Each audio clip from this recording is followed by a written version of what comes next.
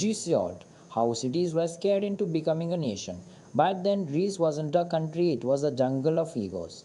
A mess of city states, each convinced they were the center of the world. Athens thought it was the brain, Sparta believed it was the blade, Thebes saw itself as the backbone, and everyone else was just trying to stay alive. Each city running its own laws, armies, gods, and pride, all agreeing on one thing only. Nobody bows to anyone. But while Philip II had forced them together through fear, Alexander knew fear alone wasn't enough. You had to break them first and then rebuild them.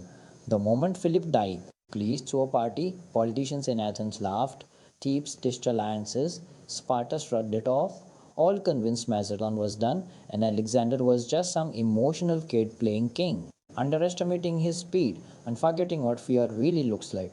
Because Alexander didn't send warnings or speeches, he showed up himself. In barely 20 days, his army was at their gates, moving so fast it read logic, proving fear towers faster than reason. And while leaders were still arguing in councils, Alexander was already standing outside their cities with a simple plan: shock first, destruction next, silence last. Thebes tested him and refused to kneel, laughed at his warnings. And Alexander answered in a way history never forgot, burning the city to the ground, killing every soldier, smashing every house, sparing only women, children, and temples, making the message painfully clear: I don't negotiate, I set examples. And on the ashes of Thebes, Greece went quiet. Athens was smarter, saw the smoke, lead the room. Realized Alexander wasn't an enemy but an inevitability, and instead of destroying the city, he crushed its ego, telling them they could speak all they wanted as long as it was for him. And the so called brain of Greece bowed to the sword. Sparta stayed silent.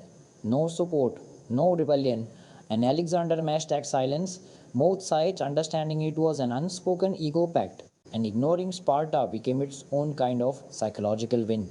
Then Alexander summoned every Greek state to Corinth, and they all came not with loyalty, not with love, but with fear and obligation as he declared himself leader of Greece. No cheers, no celebration, just cold acceptance, because this unity wasn't built on trust, it was a fair contract. Alone at night, Alexander wondered if he was Greece's protector or its dictator, then answered himself with the only truth that mattered: history is written by winners.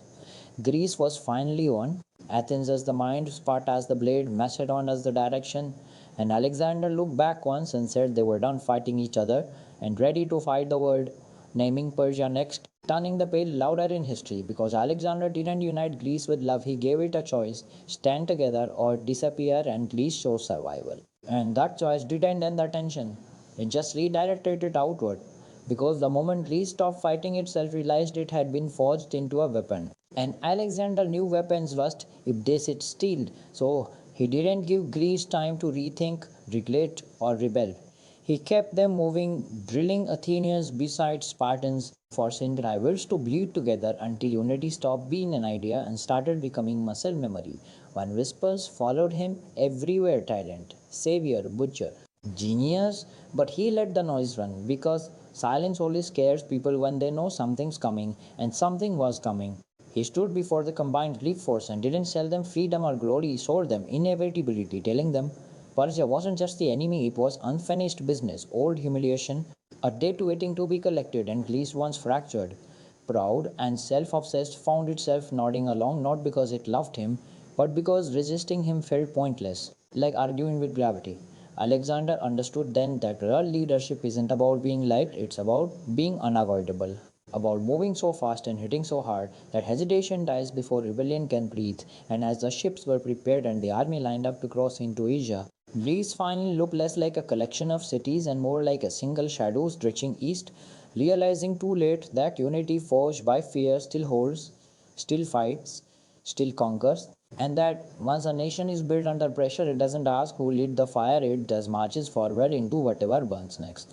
And as that shadow stretched toward the horizon, Greece began to feel the weight of what it had become, because unity didn't erase memory, it buried it under momentum, and Alexander made sure that momentum never slowed.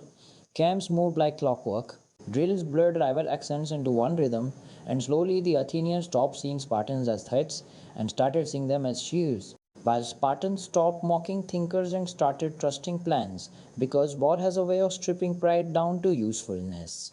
Still, doubt survived in quiet corners, in late night fires, where soldiers whispered about whether they were marching for revenge, survival, or just a king who refused to sit still. And Alexander heard those whispers even when no one said them out loud, which is why he didn't comfort them, he challenged them, reminding them that Greece had spent centuries proving how good it was at tearing itself apart, and now it finally had a chance to prove it could aim that violence outward.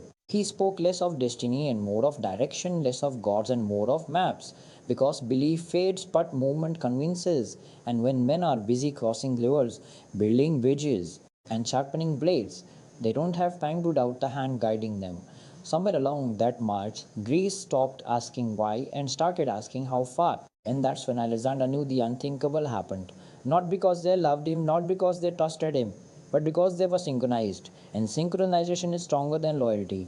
The cities that once swore they'd never kneel now marched under one command, not erased but repurposed, their egos compressed into a single forward drive. And as Asia came into view, the truth settled in quietly and without ceremony. Greece was no longer just united, it was mobilized, moralized, and whatever waited on the other side of the sea wasn't about to face a collection of proud cities, but a single force that had learned the hardest lesson of all, that fear can build a nation.